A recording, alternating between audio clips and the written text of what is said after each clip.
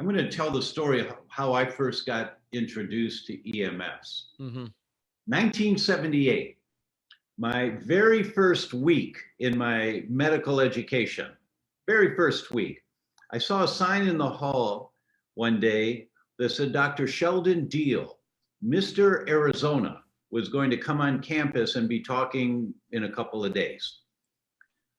Mr. Arizona, okay, the guy's a bodybuilder. He's going to be a healthy guy. I thought I'd like to hear what he has to say. So I went to listen to him. He had a color television on a stand up front. Color televisions were pretty new in 1978. They weren't as refined as they are now.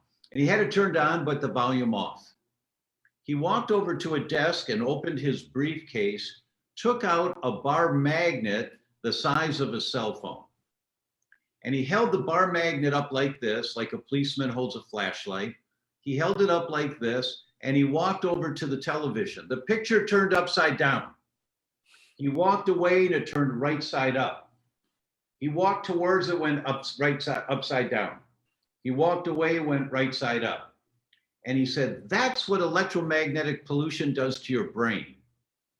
And it's called neurological switching. And it's people who say right when they mean left. They write the number 3 backwards.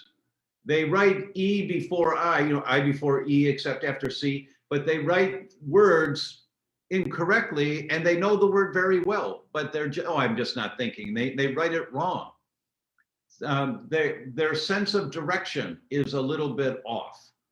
That's a suggestion of what's called neurological switching, that the system is just goofy, kind of like the Russian astronauts in space. They were a little goofy, but to an extreme.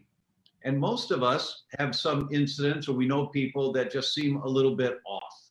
Nice people, really nice, but they're just not thinking with all 8 cylinders, it seems sometimes. That may be a strong suggestion of electromagnetic pollution, is those types of symptoms. Nick, are there any others that you've seen over the years? I know that any symptom may be caused by this. That's the whole concept of the 4 pillars that I talk about: structure, biomechanics, biochemical, emotional, spiritual, and electromagnetic. So any symptom can be caused by that. But any common things that you've seen that might be suggestive? Well, very common things are people who get very intense inflammation in a specific area of their body.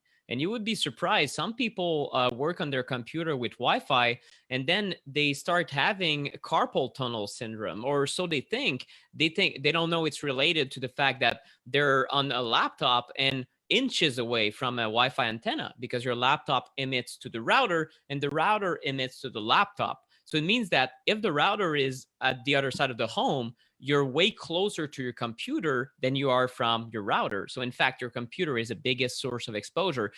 So some people might get chest pain or heart palpitation. Dr. Sinatra, who's a very well-known heart doctor, has been talking about this publicly. And I was shocked, because not a lot of doctors are aware of the problem or even willing to talk about it, because it's still unrecognized or underappreciated, and even a little bit polarizing. Some people say, no, there's no issue, or you're coming up with these stories. But Steven Sinatra said, I have a lot of patients who were having heart palpitations, and it turns out they're always putting their phone right next to the heart. Well, if you wear a pacemaker, so a heart replacement machine, yeah, exactly, in the shirt pocket. If you have a pacemaker, manufacturers know very well that cell phones should not be placed right next to it. If you have a natural pacemaker that's called a human heart, no one thinks it's a problem, right? Even though your heart is bioelectrical, right? We know how to revive a heart. You charge it, right? There's an electrical impulse, and your brain also is running on electricity. And it's simply bizarre. I think there's a big lack, a big misunderstanding in medical science, where we're so disconnected from the fact that the body is not only biology, but also electricity or electromagnetics. And when we're going to bridge that gap, people are going to find it obvious that there's interference between the Wi-Fi and a brain. There's interference between a cell phone and then cell-to-cell communication that is done through photonic light, and also other communications in that's at multiple tens of gigahertz. There's many studies about the different uses of electricity in the human body, and whether it's electroacupuncture or different sciences that merge to say, oh, for sure, the human body has electricity in it.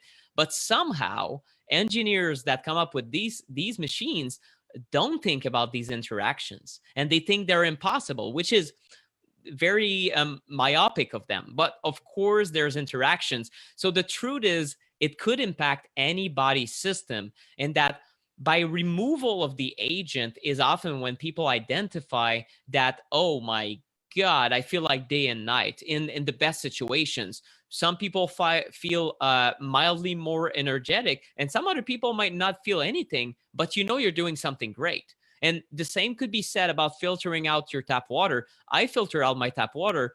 I could not say that I've seen a difference personally day and night, right? But I still do it as a preventative measure to stay healthy. And electromagnetic pollution removal and reduction through the course is something in that same category. It is preventative medicine that you can learn now and apply for the rest of your life.